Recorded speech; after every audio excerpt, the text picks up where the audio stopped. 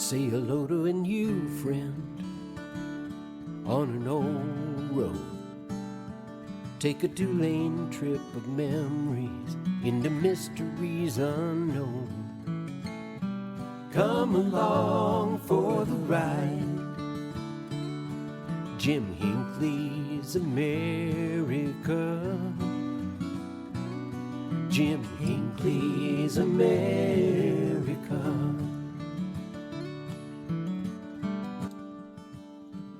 Hey, good morning, my friends. We are going to continue our walk on the dark side of Route 66. We're going to be visiting Foss, Oklahoma this morning. And Foss isn't quite a ghost town, but it's close.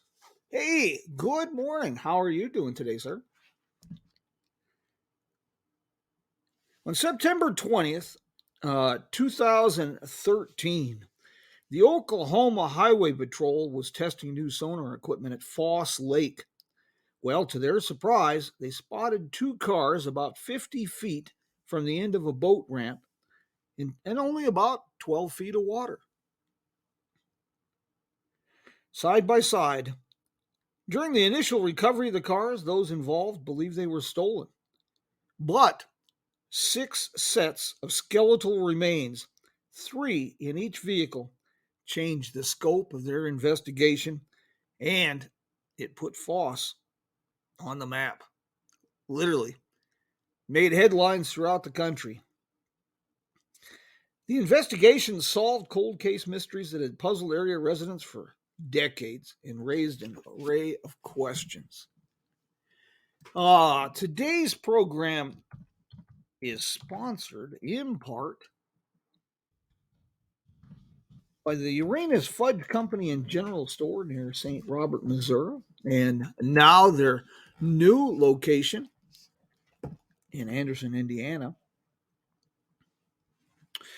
I discovered this story about Foss when I was working on my book, Murder and Mayhem, on the Main Street of America, Tales from Bloody 66. It was one of the more intriguing stories I have found. I found several. This one really, even though the cases were supposed to be solved, it raised more questions than it answered, in my opinion. Let's first give you a little background, something short about Foss. It's one step away from becoming a ghost town. The first manifestation of Foss was named for J.M. Foss, former postmaster in Cordell, Oklahoma, on Turkey Creek, north of the present site. It vanished in a flood on May 2nd, 1902.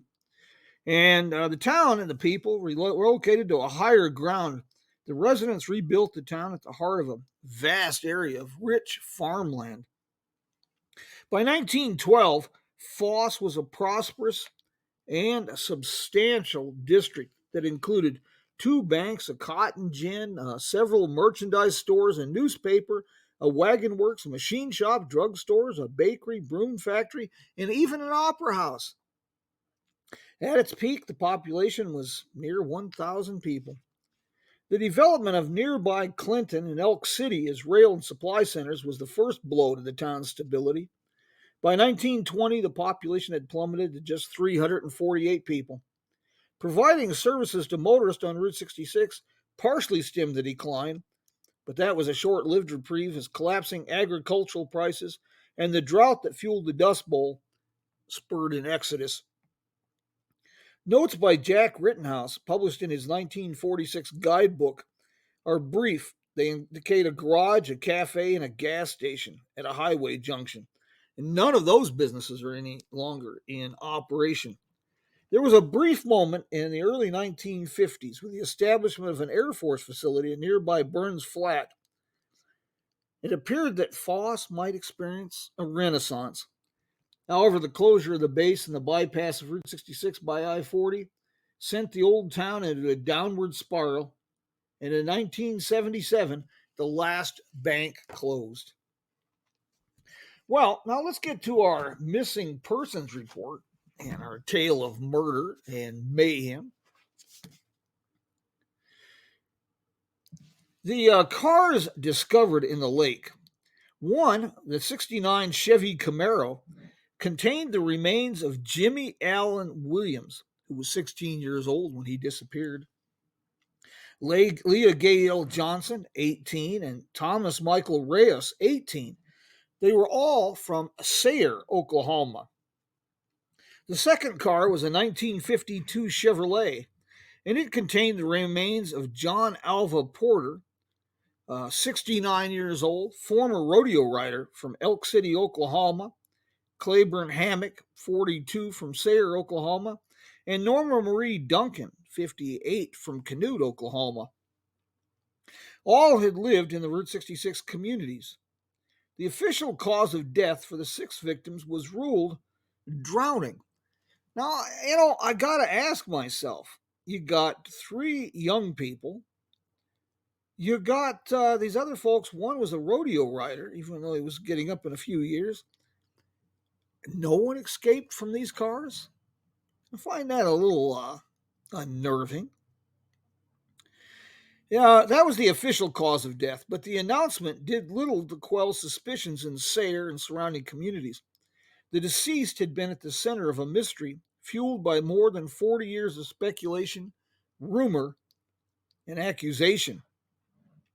Williams and his friends had vanished in November of 1970. Porter and his party had vanished in 1969.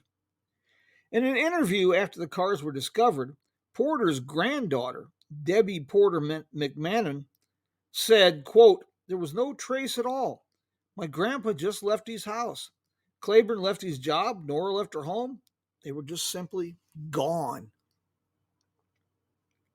A road into the park leads to a boat ramp, and police speculate that in the darkness, the drivers of both cars had simply missed the turn into the parking lot and driven directly into the lake. Inconclusive evidence, such as beer bottles in the cars, indicated that alcohol might have been a factor. But doesn't that sound a little suspicious to you?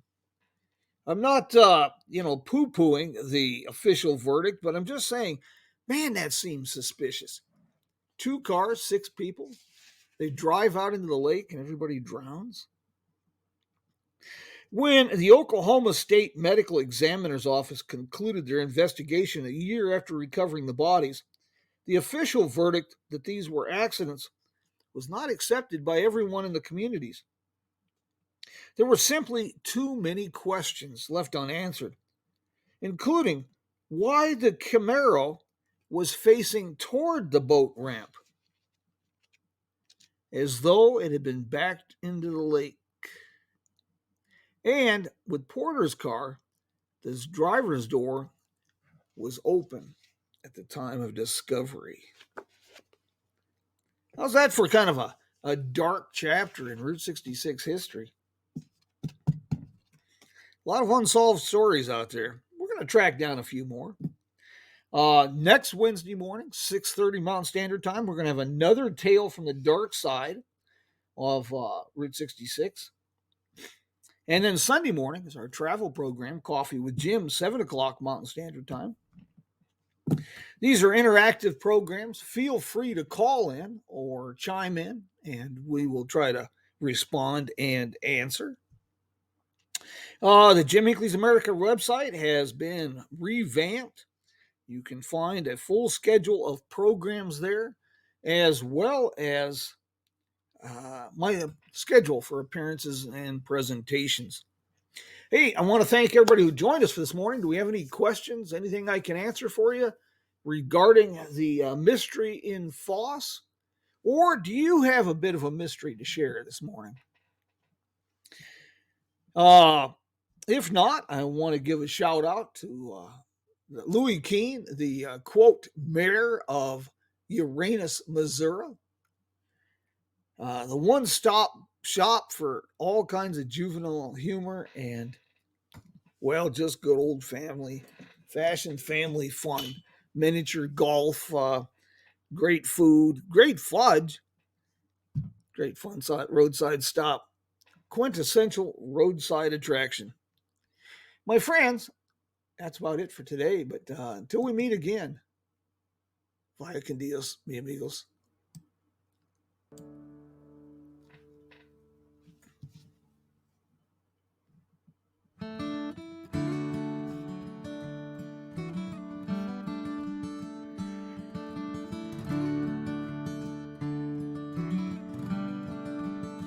Say hello to a new friend on an old road. Take a two-lane trip of memories into mysteries unknown. Come along for the ride. Jim Hinckley's America. Jim Hinckley's America.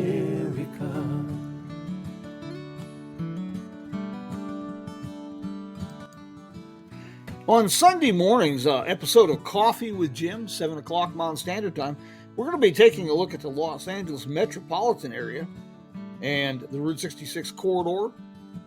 Next Wednesday on Wake Up with Jim, we'll be talking about the Central Park Gang in Oklahoma. And it was a spawning ground for some of the most vicious Depression-era gangsters. I think you're going to find that story kind of interesting. Hey, until we meet again, my friends. Adios, mi amigos.